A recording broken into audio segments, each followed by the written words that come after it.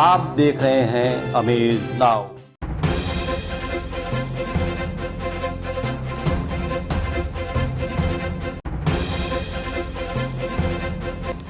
गोरखपुर महानगर में triple engine की सरकार है। अन्य वार्डों की ही तरह वार्ड नंबर 15 हनुमंत नगर वार्ड में भी तमाम सरकारी योजनाओं को अमली जामा पहनाया जा रहा है। तकरीबन 18,000 मतदाता हैं इस वार्ड में और इस वार्ड की पार्षद हैं रंजूला रावत। रंजूला रावत के पति राधेश्याम रावत भी हनुमंत नगर वार्ड के पार्षद रह चुके हैं।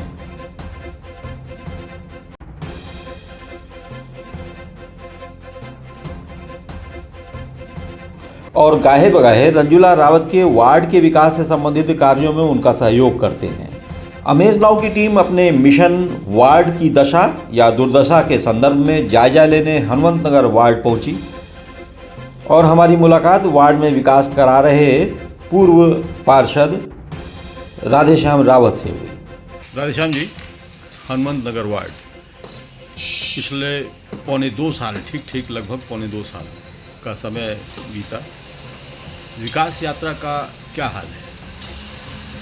अभी जो योगी और मोदी की जो सरकार है, डबल इंजन की सरकार है, उसमें हमारे नगर निगम को लेकर तीसरी इंजन बनाई गई है।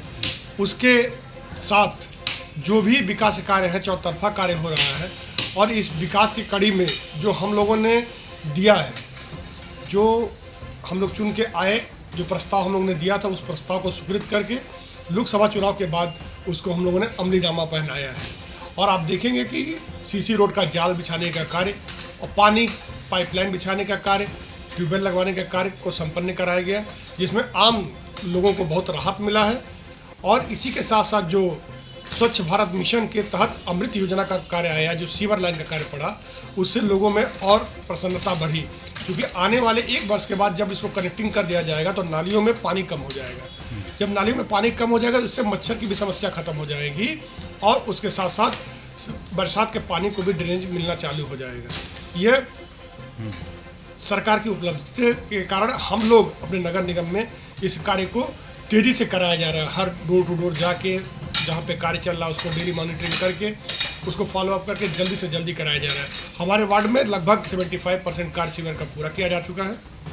सीवर लाइन की ही बात हो रही है, ये एकदम मतलब ये पिछले 5 सालों से ये काम चल रहा होगा जी, और भी पीछे से जी। ये हनुमान जी की पूछ की तरीके से ये लंबा होता जा रहा है। ये सीवर लाइन का काम खत्म होते दिख नहीं रहा है। बड़ी परेशानी है, निराशा है वार्डवासियों में इस बात को लेकर। देखिए, कोई कार्य शुरू करना पड़ता तो पहले बहुत दिक्कत होती है। जब पहले आप देखे होंगे, पहले हम लोग मोबाइल नहीं था, बड़े बड़े फ़ोन थे, लेकिन उसको धीरे धीरे ख़त्म करते हुए आज कार्य को जल्दी से जल्दी संपन्न कराया जा रहा है। जो नए कार्य होंगे उसको कार्य करने में दिक्कत होगा। आपने देखा होगा जब बनारस जैसे सिटी को जब सीवर लाइन का काम चालू हुआ तो काफ़ी 5 साल 7 साल जो भी यहाँ से टूरिस्ट जाने वाले थे लोग कहते थे बनारस की बहुत बुरा हाल है, लेकिन आज वो कहते हैं बनारस बहुत अच्छा है। उसी तरीके से हमारे नए भारत का नया उत्तर प्रदेश में नए हनुमंत नगर में इस कार्य को तेज़ी से कराया जा रहा है। तमाम जर्जर पोल हैं, नंगे तार हैं। ऐसा सुना जाता है कि बिजली विभाग आप लोगों की सुनता ही नहीं। और एलईडी लाइट्स की क्या स्थिति है? कई वार्ड भी इस तरह की भी लेकिन उनका अपना सिस्टम है और चूक होने के लिए अपने अपने अलार्म है, सेंसर उनके लगे हुए हैं। जहां ऐसी दिक्कतें आती हैं तो वो सेंसर के माध्यम से वहाँ तुरंत उनके अपने इंजीनियर जाते हैं और उस कार्य को ठीक करते हैं। पथ प्रकाश को वहाँ आगे किया गया। मलिन बस्ती में जो हमारी जर्जर पोल टूट गए थे नगर निगम को उसको बदलवा के नया पोल लगा के उसको आगे ट्रांसफर कराया गया। उसी के तहत जो हमारे यहाँ अपने पार्षद वरीयता से 2 लाख रुपये देकर लगभग 80 लाइटों को हम लोगों ने कराया, चेंज कराया। क्योंकि एलईडी लाइटों की एक सीमा होती है, एक क्षमता होती है 55,000 घंटा चलने के लिए, वो पूर्ण कर चुका था। उससे उनकी लाइटें धीमी हो चुकी थी, उसको बदलवाया गया जहाँ प्रमुख स्थानों पे। और भी कार्य इस बार पार्षद वरीयता मिलने पे जल्द से जल्द उन लाइटों को चेंज कराया जाएगा। गोरखनाथ मंदिर से सटा हुआ ये आपका वार्ड है।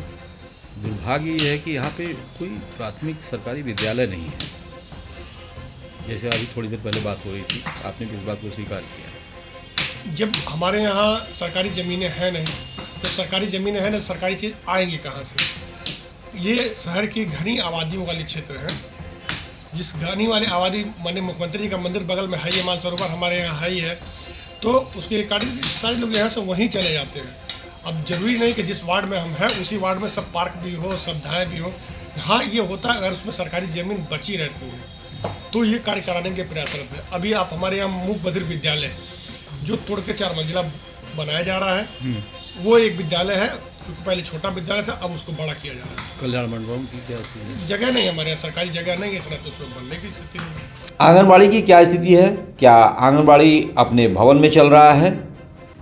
इसके अलावा आयुष्मान कार्ड की क्या स्थिति है आपके वार्ड में?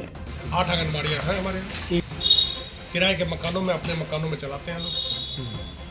आयुष्मान कार्ड की दिशा में लोग पहले से ही जागरूक हैं, क्योंकि ये बहुत दिनों से लोग अपेक्षा कर रहे थे कि 70 साल के लोगों का जल्दी से जल्दी आए आयुष्मान कार्ड, और जिनके लिस्ट में नाम है उस लिस्ट के अकॉर्डिंग पहले लोगों ने बनवा रखा, लेकिन जो 70 साल के सभी लोगों के लिए जो हुआ है वो नागरिक जागरूक करके जनसेवा केंद्र पर या अपने ही मोबाइल से उनको इंस्टॉल करके बता दिया जा रहा है। शहर के अधिकांश नागरिक बढ़े हुए हाउस टैक्स और जीआई सर्वे के बिल्कुल खिलाफ है, लेकिन सत्ता पक्ष के पार्षदगण इस मसले पर मौन है। ऐसा क्यों? हम लोगों ने समर्थन है, हम लोगों ने अपने कार्यकारिणी और बोर्ड के माध्यम से इसको उत्तर प्रदेश शासन को भेजा जा चुका है। वहाँ से उन्होंने कहा कि अगर किसी का जीआई सर्वे में गलत हो गया तो वो अपने आपत्ति को दर्ज करें, जिसमें आपत्ति में दर्ज करने पर, जिसे आप लोग जानते होंगे कि जो लैट्रिन का है, बाथरूम का है, किचन का है, और जो बड़ी बड़ी टंकियाँ बनी रहती हैं, सीढ़ी बनी रहती है, उसके सर्वे में उसको माइनस करना होता है।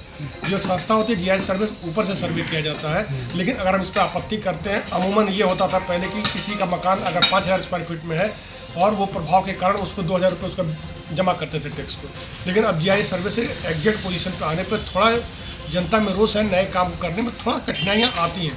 लेकिन उसके साथ अगर आप देखते हैं गोरखपुर में विकास की बात करते हैं, जब विकास होगा तो कहीं ना कहीं से कलेक्शन तो आने पड़ेंगे, और वो कलेक्शन हमारे नगर निगम कर्मचारियों से होता है, उसका हम लोग सारे उनको तनख्वाह दिया जाता है, वो नगर निगम कलेक्शन पे ही निर्भर करता है। ऐसा नहीं कि किसी का गलत ज़बरदस्ती कोई दे दिया जाएगा, उसके लिए बाकायदे हमारे टीम बनी हुई है, आप उस पर त्वरित कार्रवाई होता है। हमारे यहाँ हर प्रत्येक मंगलवार को नगर आयुक्त महोदय और उनकी सारी टीम एक पास बैठी रहती है, जिसमें जो भी पत्र आते हैं उसका त्वरित निस्तारण करते हैं। आपका भी कोई ड्रीम प्रोजेक्ट होगा जो अभी तक संभव नहीं हो सका है? अभी कोई हम देखते हैं कि एक हमारे रोड है जो खरे चौक से लेकर उमा चौराहे तक जाती है, और फिर खरे चौक से जो सुपर पेंट तक जाती है, वो रोड एक थोड़ा सा उपेक्षित पड़ा हुआ है, त्वरित में भेजा गया है। इसी के कारण जो अन्य उसमें विभागों में नहीं लिया जा रहा है, लेकिन माननीय महापौर जी ने आश्वासन दिया कि अगर त्वरित में नहीं होता है तो मैं अपने 15वें वित्त के पैसे से इसको करा दूंगा। प्रधानमंत्री आवास की क्या स्थिति है आपके वार्ड में?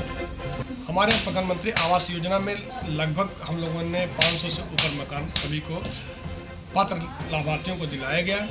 अब नई शर्तें जो आई हैं उसके अकॉर्डिंग में अगर इनके जो भवन का जिसके नाम से होगा जर्जर होगा और उनके मकान पहले से किसी को इशू नहीं हुआ उनके घर वालों को, उन्हीं को नया मकान मिलना है और किसी को मकान नहीं मिलना है।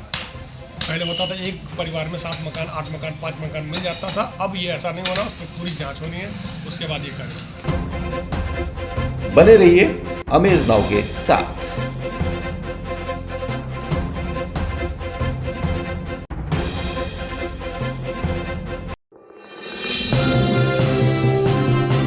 आप देख रहे हैं अमेज नाउ।